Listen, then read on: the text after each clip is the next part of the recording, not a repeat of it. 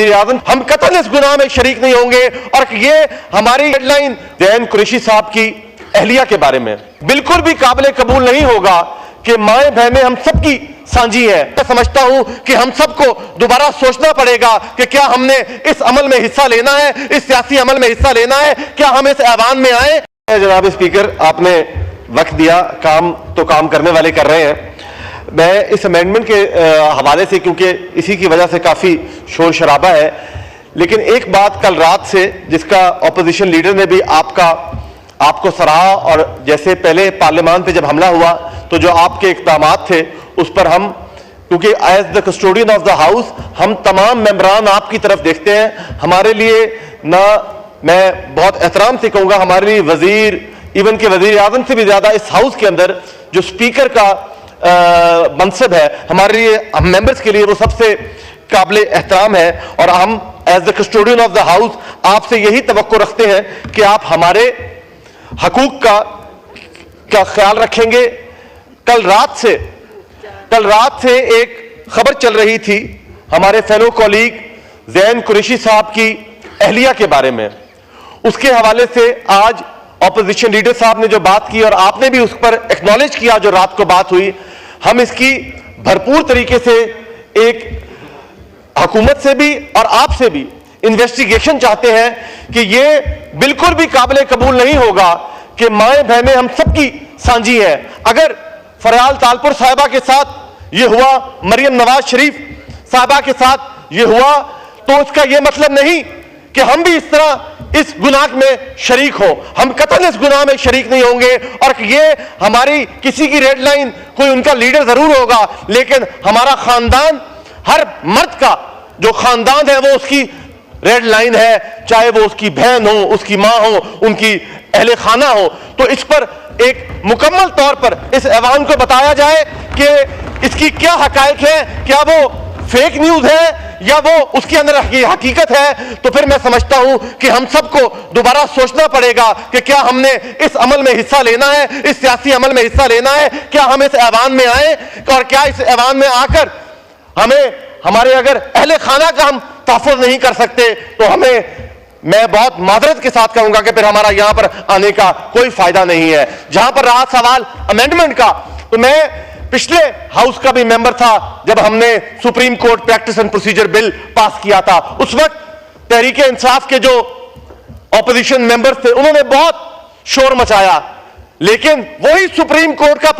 Practice and procedure bill से यही जमात मुस्तफीद हुई। और मैं उस वक्त भी कहता था कि ये वो बिल है जिससे आपको भी फायदा होगा, और उन्होंने आज जब हमने उसको खत्म किया तो ये उसी तरह इनको तकलीफ हुई। तो मैं ये समझता हूं कि इस अमेंडमेंट से 148 केसेस हैं या 200 केसेस हैं कॉन्स्टिट्यूशनल, लेकिन वो 200 केसेस उन 60,000 केसेस पर फोकियत रखते हैं। यहां पर एक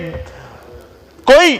गरीब जिसका केस 10 साल से सुप्रीम कोर्ट में लगा हो, उसकी बारी आती है तो लेफ्ट ओवर हो जाता है, लेकिन वो 200 केसेस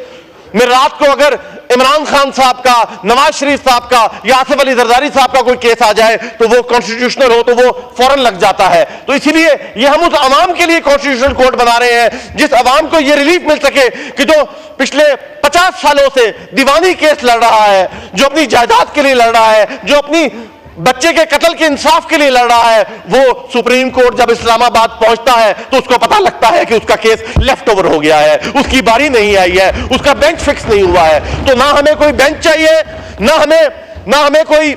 हमें इंसाफ अगर चाहिए तो उस गरीब के लिए इंसाफ जो चाहिए, तो उसके लिए जो आईनी अदालतें जो रातों रात खुल जाती हैं, तो एक आईनी अदालत अलहदा हो जिसका उस गरीब की जात पर कोई फर्क नहीं पड़ेगा। तो हम उस आईनी अदालत की पाकिस्तान पीपल्स पार्टी हमेशा से हामी थी, चार्टर ऑफ डेमोक्रेसी के अंदर था, 18वीं तरमीम में भी हम लेकर आ जाते, लेकिन हमारे उस वक्त जमहूरियत पनप रही थी। हम 10 साल बाद एक डेमोक्रेटिक सिस्टम में आ रहे थे और हमें डर था एक शख्स से कि कहीं वो हमारी आईनी तरमीम ना उड़ा दे, 18वीं तरमीम ना उड़ा दे, जिसकी वजह से ब्लैकमेल होकर हमने 19वीं तरमीम हमारे से कराई गई। लेकिन आज मैं समझता हूं कि ये पार्लियामान इस कदर मजबूत हो चुका है कि वो किसी भी इदारे को की आंखों में आंखें डालकर कह सकता है कि आईनी तरमीम, नंबर्स की बात मैं नहीं कर रहा, नंबर्स होंगे तो ही आईनी तरमीम होगी। तो हाँ, लेकिन ये वाहिद इख्तियार है اس پارلیمان کا جس کو کوئی نہیں چھین سکتا. اور اگر جو یہ امینڈمنٹ ہے, میں اپوزیشن سے بھی یہ بات کہوں گا کہ اس پر کمیٹی کے اندر بات ہو رہی ہے, نوید قمر صاحب نے آج جو موشن موو کیا ہے, ہمارے سے بھی مشورہ لیں گے تو بہترین یہی ہوگا کہ اس آئینی ترمیم کو ہونے دے تاکہ غریب کو انصاف جلد مل سکے. بہت مہربانی, شکریہ. تاکہ غریب کو انصاف جلد مل سکے. بہت مہربانی, شکریہ. سابق وزیر اعظم جناب یوسف رضا گیلانی اور حالیہ وہ چیئرمین سینٹ کے, ان کا بیٹا جو ہے نا وہ آدھا سچ بول رہا ہے. اس نے اس حد تک تو درست کہا کہ وہ زین قریشی کی اہلیہ اور محمود قریشی کی جو ہیں بہو, ان کو اغوا جو ہے نا وہ اس پہ انہوں نے غم و غصے کا اظہار کیا اور احتجاج کیا, جبکہ جو کانسٹیٹیوشنل کورٹ ہے اس کے سلسلے میں اتنا بڑا جھوٹ بولا کہ یہ غریبوں کے ہمدردی میں یہ سارا کچھ کرنا چاہتے ہیں. پارٹی لائن سے ہٹ کے بات کی, آدھی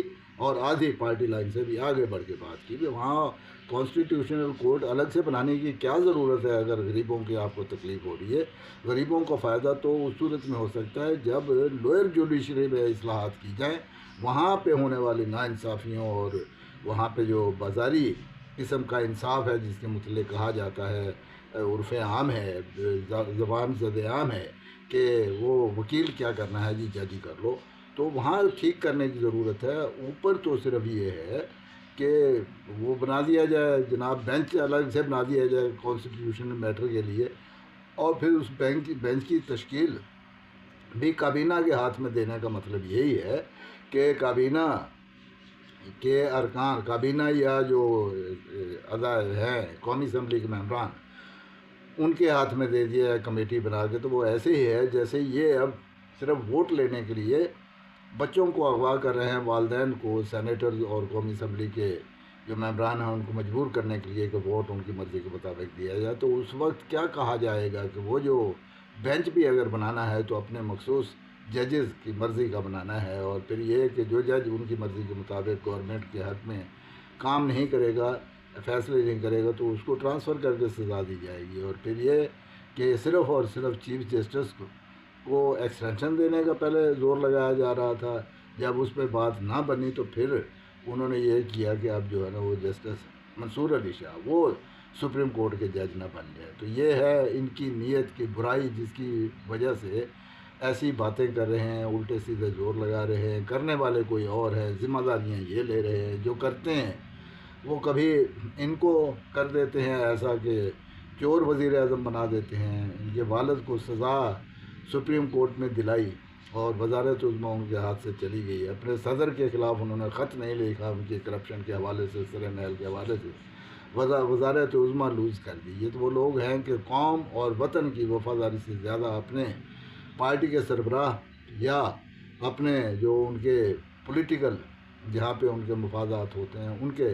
سلسلے میں کام کرتے ہیں, چاہے ان کا عہدہ بھی چلا جائے, عزت چلی جائے, وقار چلا جائے. آج یوسف رضا گیلانی کے بیٹے نے آدھا سچ بول کے بھی کمال کر